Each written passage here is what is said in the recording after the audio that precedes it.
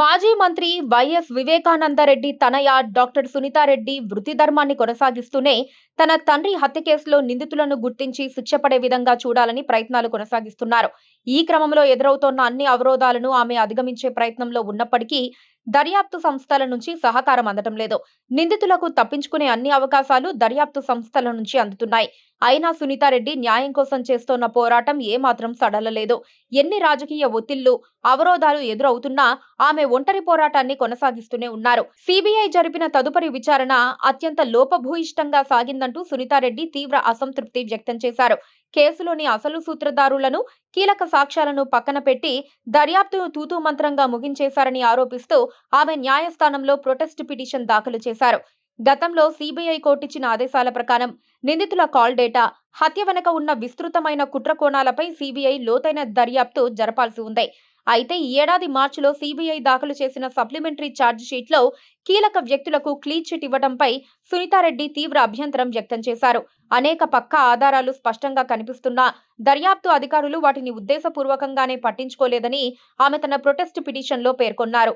Phone సంభాషణలు, digital సాక్ష్యాలను క్షుణ్ణంగా పరిశీలించకుండా దర్యాప్తును అర్ధాంతరంగా ముగించడం వెనక ఎవరినైనా రక్షించే ప్రయత్నం జరుగుతోందా అని ఆమె గట్టిగా ప్రశ్నిస్తున్నారు. మరోవైపు సునీతారెడ్డి దాఖలు చేసిన ఈ ప్రొటెస్ట్ పిటిషన్ పై కడప ఎంపీ వైఎస్ అవినాష్ రెడ్డి లాయర్లు కోర్టులో తీవ్ర అభ్యంతరం వ్యక్తం చేశారు.